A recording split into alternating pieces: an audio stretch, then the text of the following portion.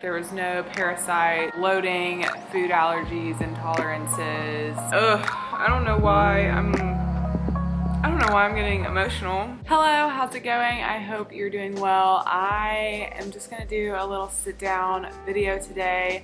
I don't really know exactly what I want to talk about, but I just wanted to give you guys an update.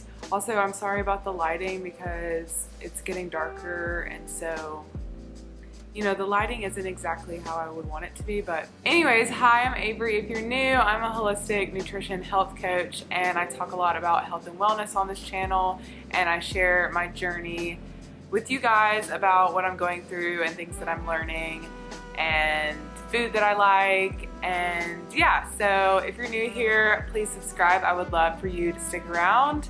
And today I'm just going to give you guys an update and just kind of chit chat about some struggles that I've been going through and just my thoughts and opinion on some things. So basically the biggest update right now is I think, sorry, my cat is digging her claws into me. I think the biggest update right now is, you know, I already told you guys I was diagnosed with Hashimoto's and hypothyroidism, and I think I mentioned that I was doing a SIBO test and a stool test.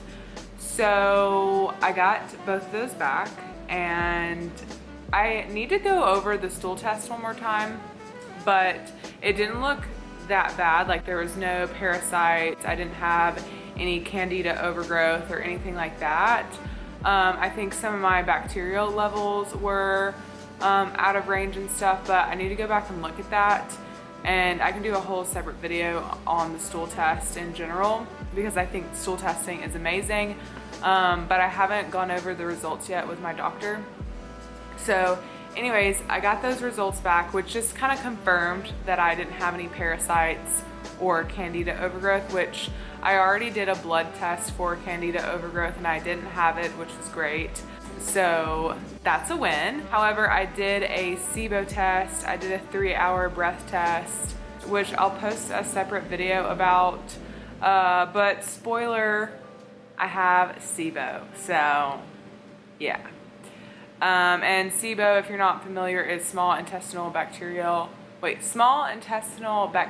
overgrowth. Basically, it's when the bacteria that's supposed to be in your large intestines, they're in your small intestines where they're not supposed to be, and it creates like an overgrowth of that bacteria, and it can cause a lot of symptoms like bloating, food allergies, intolerances,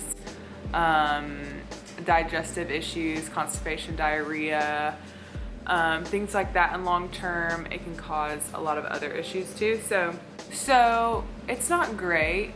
However, I've had it before, and I did a antimicrobial cleanse for like 6 weeks where you basically just take a bunch of herbs, like herb supplements, and you do a low FODMAP diet. And I did that for 6 weeks, and I didn't think that it cleared it completely. Like, I definitely thought that it worked, and I have a lot of videos on my YouTube channel about it, so I think that it was working, but I just don't think that it got rid of it completely. And in my experience, I think that SIBO is really hard to get rid of. A lot of people like can get rid of it and then it comes back, and so maybe I did get rid of it and then it just came back. So I don't really know. I mean, it's hard to know exactly unless you just like test all the time for it. So yeah, I'll probably not do an antimicrobial cleanse this time. I'm probably gonna do a antibiotic, and there's a specific type of antibiotic for SIBO, and apparently, I mean, I need to talk to my doctor about it, but I believe that this antibiotic really targets the SIBO, and I don't think it kills as much good bacteria, but it probably kills some, right? Like, it's an antibiotic. So I'll see what her recommendations are with that. And yeah, the low FODMAP diet, honestly, I don't really understand it. I mean, it just sounds confusing, and like you can have certain things, like you can have avocado, but you can only have like a fourth of an avocado. Like I think it's the amount of things that you have to be concerned with, and then some things you have to avoid completely. I think it's like garlic, onion, and cabbage maybe, and just some other things. Like I'm not entirely sure because it's been a while since I did it, but I remember it being kind of confusing, so I'm really not looking forward to doing that. Those are like the biggest updates, is that you know, I do have SIBO, Hashimoto's, and hypothyroidism. I'm really not sure what my doctor is going to suggest as far as like diet and protocol, and I also have a history of disordered eating because of all the different diets that I've done to heal my gut, which I have no regrets of doing all those diets because I've learned so much about food, and it helped me heal my Candida overgrowth and helped me heal my leaky gut. And you know, it really made me more knowledgeable in nutrition, and so I don't regret like doing all those diets, but I feel like having all this knowledge now about food, it kind of makes me have a little bit of like disordered eating tendency, or more like anxiety around food. This one doctor diagnosed me with orthorexia, and I don't think I have like extreme orthorexia because I have seen some videos and stuff about that, but I do have a lot of anxiety around food because of my history with like food allergies and food sensitivities, and my history of like being so restricted at times because I was like following a certain diet and things like that. And I've never followed a diet to like lose weight. Like I'm not dieting in that sense. I'm dieting. I don't even like calling it a diet, honestly, but I mean, what else do you call it? But basically, the way that I was eating, it just kind of caused some anxiety around food and some disordered eating patterns. So it's not great. It's not awesome. And so I'm a little bit cautious going into a new protocol where my diet would be even more restricted because of my history of like disordered eating. But I don't know, it's like I want to heal so badly, and so I love having some sort of protocol to follow, but it's when I can't follow it to a T that I get really anxious, especially now that the holidays are coming up and I don't have so much control with what I'm eating because I'm around other people that have made food for everyone, and like, you know, there's more dinner parties and things like that. So I don't have control about what those people put into the dish, and then I don't want to be rude and not eat the food that they prepared. You know, like of course I bring something for myself, and it's just tough because like food is so enjoyable, and I love it so much, and it's a great way to connect with people socially.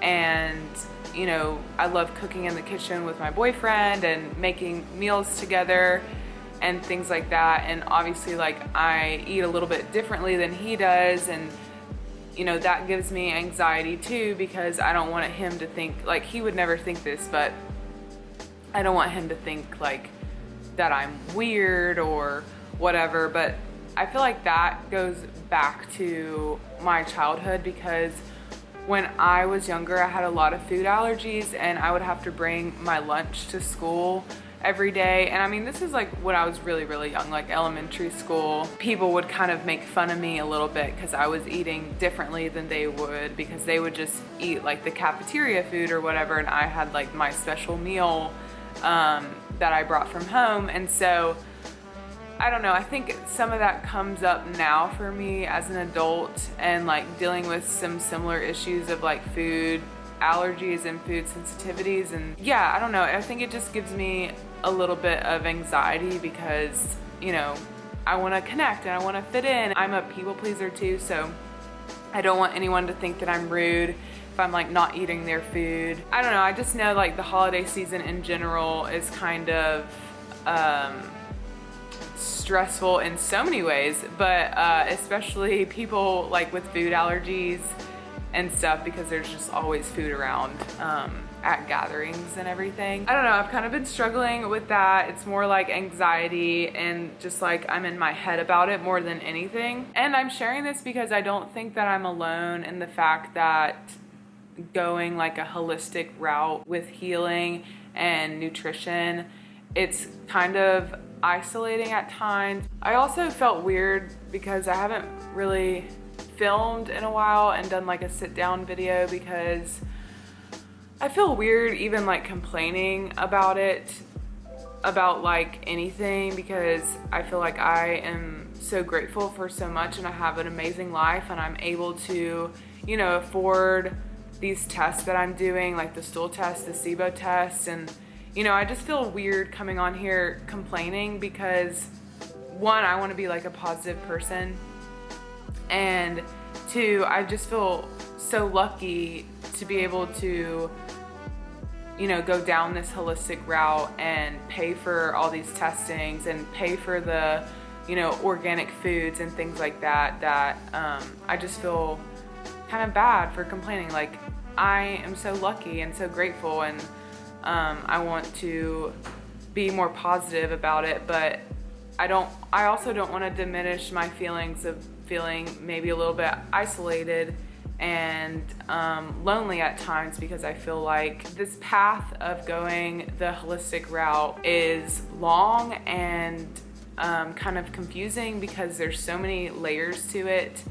Because yeah, I can do all the testing in the world to figure out what my levels are, how my thyroid is doing, why are these things happening, like why is my body so stressed out and in this state of like inflammation. You have to question a lot of things like your stress levels, your environment. Also, by going down this path, it has really made me reflect more about what's going on internally, like not only with my literal like organs and function of my body, but also my mind and like the thoughts that I'm having, how I'm feeling in my environment, how am I feeling around the people that I'm with. I've literally like ended relationships and distanced myself from friends, and I've left jobs because I didn't think that they were serving me anymore.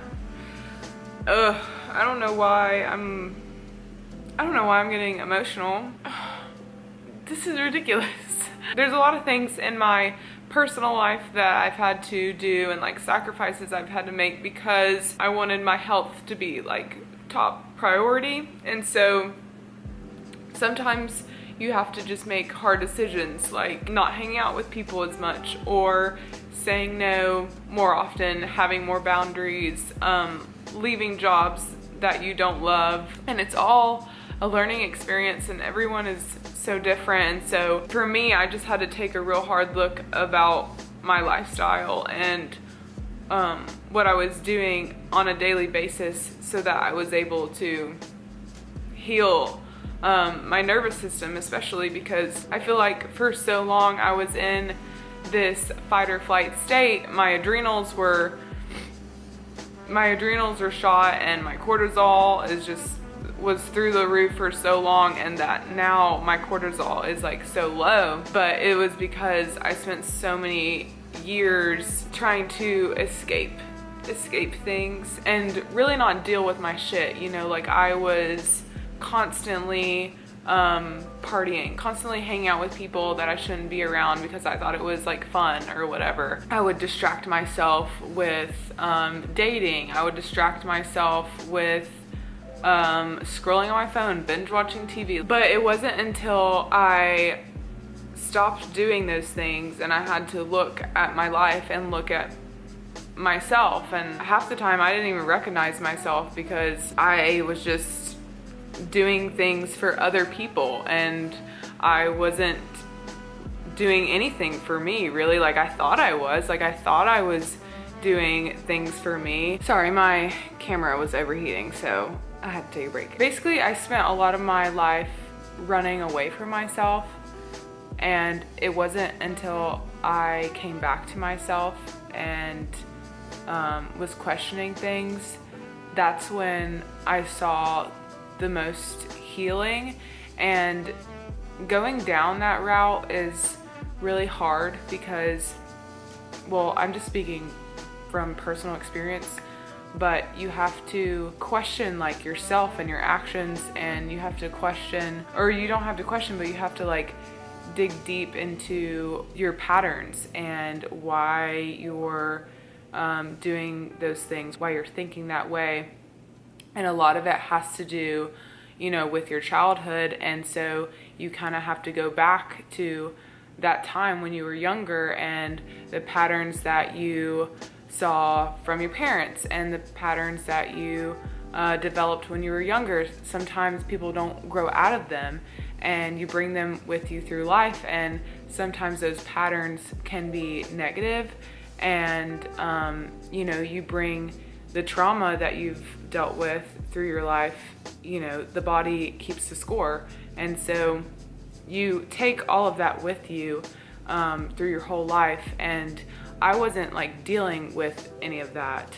I was just kind of like, I kept going, and I was doing things that I thought I was supposed to be doing, and I wasn't really reflecting that much because I was scared, and I just didn't know. I didn't know that that was gonna be the route for healing for me. All that to say is I am glad that I'm going this holistic route with healing and self-discovery and everything, but that's not to say that it's not really challenging at times. And you know, I've had a really hard year, and it's hard because sometimes I wanted to fall back into old patterns and old ways of coping. But I know now that I'm older and that I've gone through a lot of hard things, that I know that those old coping mechanisms aren't gonna serve me long term. And to get over something, you kind of have to go right through it, and you have to face it head on, and that's gonna help you in the long run, instead of stuffing it down and, you know, having negative ways of coping with it, which is what I was doing for a long time. Yeah, like I said in the beginning of this video, I didn't know what I was gonna talk about, but I ended up crying on the internet, so awesome. Yeah, there's a health update for you and a little insight onto my thought process of trying to heal holistically. And it's not always fun and enjoyable, and you're not frolicking in the meadows with your journal. It's like you're crying on the bathroom floor and you're wondering when you're gonna stop feeling so bad, but it's so worth it. It's so worth it. Yeah, thank you for listening and having a safe space for me to open up and talk about these things, because I do feel alone sometimes, and I feel like a lot of people watching this video will relate to it in some way, hopefully. But yeah, thank you guys for watching, and I'll see you in the next one. Bye.